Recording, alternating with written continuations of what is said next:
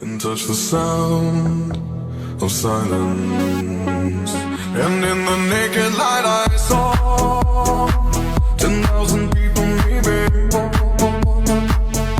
People talking without speaking, people hearing without listening, people writing songs that voices never share, and no one dared disturb the silence.